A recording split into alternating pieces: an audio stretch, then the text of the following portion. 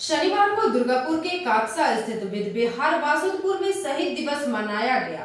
वाम मोर्चा के दौरान 4 जमीनी कार्यकर्ता मारे गए थे, उन्हीं के स्मरण में शहीद दिवस पालित की जाती है।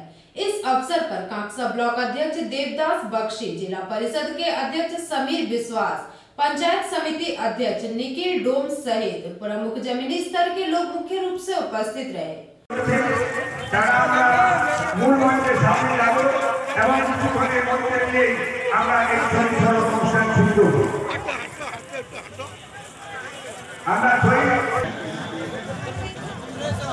माननीय सोमनाथ चैटर्जी महाशय को अनुरोध करছি আপনি আমাদের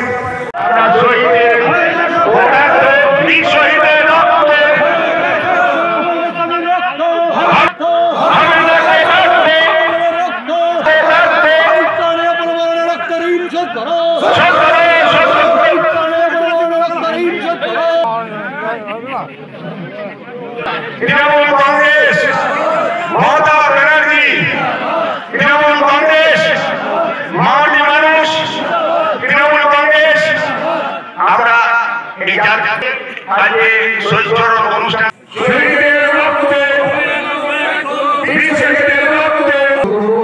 শহীদ অমর গোস্বামী শহীদ মেয়েদের মাল্যদান করে সরকারকে উদ্ধার করেন।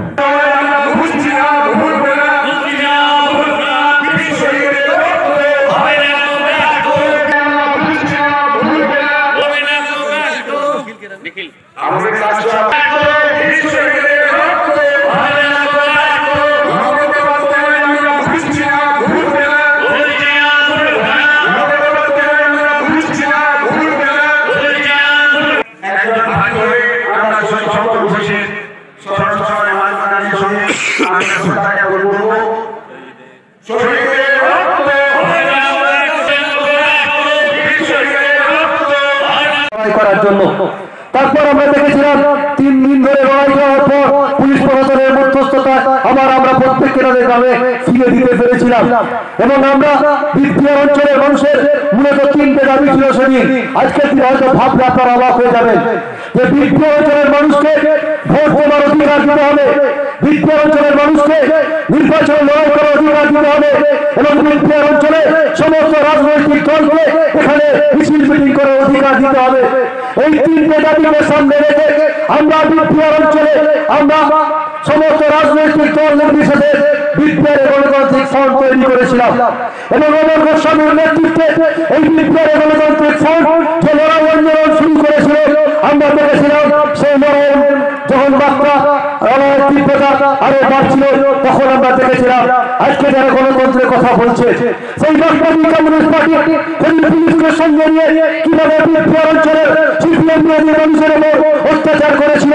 তারপর যখন অত্যাচারের মাত্রা বেড়ে যায় তখন অমর গোস্বামী বলেছিলেন এবার আমাদেরকে কোনো রাজনৈতিক দলের আমাদের এটা শহীদ স্মরণ সভা হলো 1998 সালে 11 ডিসেম্বর বাসুদেবপুর গ্রাম জ্বালিয়ে দিয়েছিল মার্কসবাদী কমিউনিস্ট পার্টির বন্ধুরা।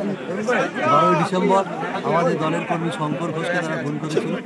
তারপর 2000 সালের 19 এপ্রিল অমর গোস্বামী, 2000 সালের 20 এপ্রিল নবকুমার ডোম এবং 2021 26 জানুয়ারি রক্তিলাল ঘোষ 4 জন তৃণমূল কংগ্রেস কর্মীকে খুন করেছে। আমরা প্রতি বছর এই শহীদদের স্মৃতির উদ্দেশ্যে আমরা স্মরণ সভা করি, সেটাই আমরা করলাম। এবছরও হলো জনসভার আয়োজন করা হয়েছিল। হ্যাঁ। दुर्गापुर से निमाय दास की रिपोर्ट, पीबी न्यूज।